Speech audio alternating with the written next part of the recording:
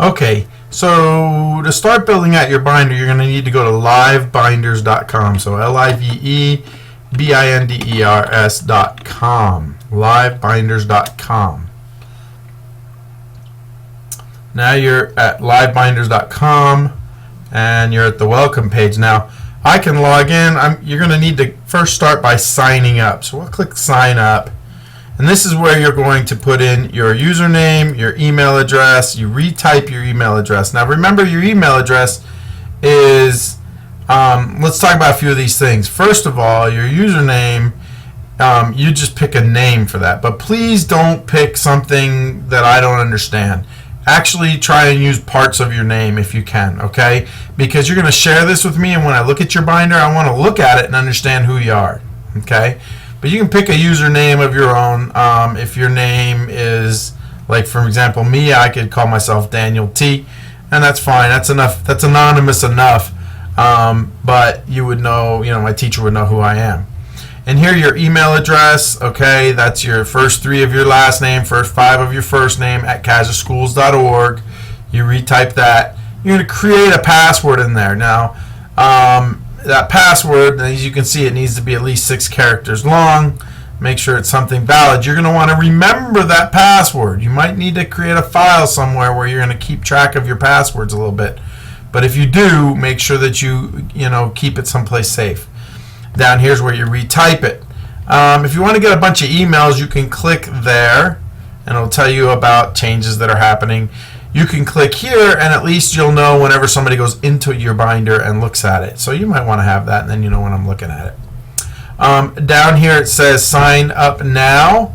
That's what you have to click, and when you do that, it will say that you're going to agree to the terms of use. Okay. Now I'm going to go ahead and sign in with my username. Oh, I don't remember my username. Try my email and just see. Did that let me go in there? Yeah, there's a binder form. Okay, so now what happens is once you've signed in, you should have a binder. Once you've created your account, it'll say your first binder, okay? Then you're going to create another binder. So I'm going to do that right now.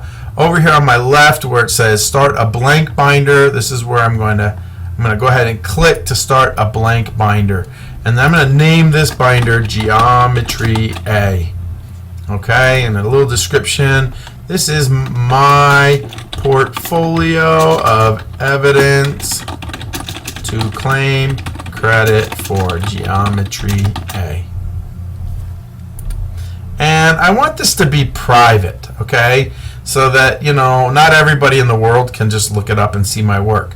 But down here where it says access key, I'm going to have to put in, if it's private, I've got to put in an access key. So I'm just going to make it something simple. I'm typing in the word geometry here.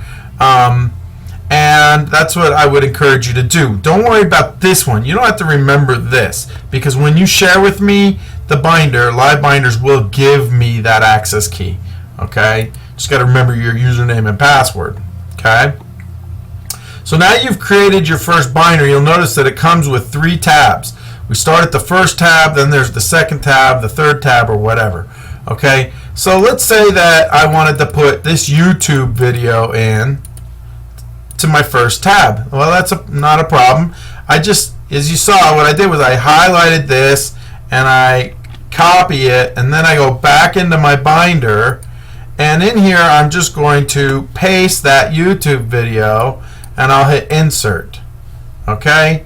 And up here I'm going to change the name by clicking up there. I'm going to change it to Geometry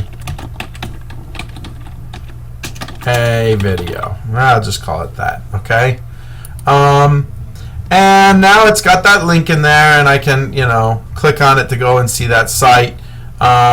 Let's take another one here. This is our rubric. I'll copy that, and I'll go to tab 2, and I'll just call this rubric. And down in here, I will paste and insert that rubric there. Okay. Now, what's important is even though it's showing down in here, okay, the rubric is showing, that you're not actually going to be able to see that until we have shared this, and you need to change this and say anyone with the link can see it. Okay, and done.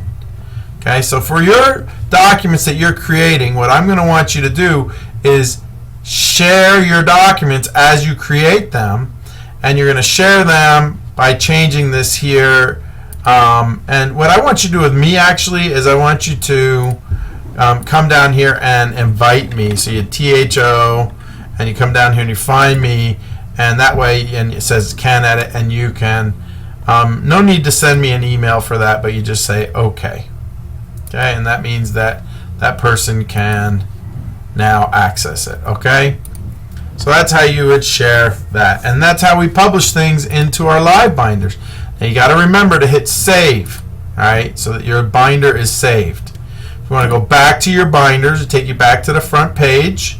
You can see that binder that you just created. If you want to work on it, you're going to open it in edit mode. So you got to click, you hover over there and click on edit. And then that allows you to go in there and work and add in more tabs as you go. Now what's really nice is you might want to have a sub tab. And a sub tab is something, you know, that we can put underneath a tab.